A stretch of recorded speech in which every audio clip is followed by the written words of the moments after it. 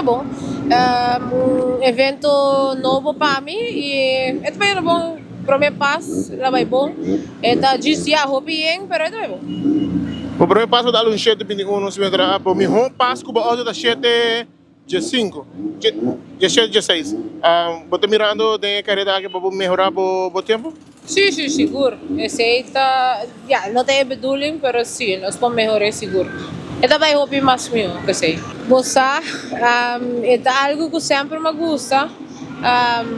Metade tinha auto aqui tem streets ito algo que sempre me gusta e com o tempo me chega até que não e hopi dedicação bossa me chega até que não. Sim, ideia de mercado so me hay acidente ku ora que auto da street medal de muraya auto ya auto so aya to hopi biel des bossa. Eu vou ter algo mais safe, para mais safe e para correr mais duro, para me invertir hobby. Dus me alaga Jaime, JC Race Cars aqui não, traje chassis, então já dinang tiki projeto durami ongeveer 3 anos para mim porque da lá e tá aqui na aqui representando Aruba.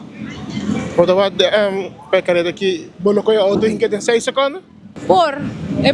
Pero não sei o papel com eles só, pero por sim. Nakapunta-me para correr na Puerto Rico. Caminho como nunca vai, desde lo dá great experiência, pero bawak, time will tell. Como gente mulher tem esporte que não tem ninguém de homem para nipo.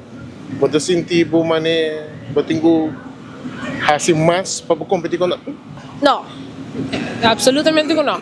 Tem deporte aqui, a minha focus, hora que me vai correr, tá arriba mi mês, zorg para mim fazer minha coisa correto, seguir a rotina, e uma vez para seguir a rotina, coisa está bom. Sim, se não tem oportunidade para ir a Aruba para correr, why not? Sim, isso aí é importante, sowieso sim, ajuda de team. Bosa, bonota na uno bota. Dus me quer Yamadanki grande na assault racing team completo. O na Juver Cargo que tata de day one. Me trasco da minha mama, por certo. Mi tata, mi família completo. Mi unang, mi pareja.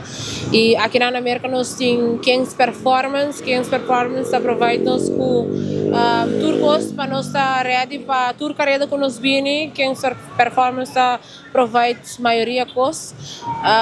Nós temos Crescent Moon Minerals e Blank Beauty Aruba, Chino Tattoo Studios e Minister Andy Cruz de Aruba.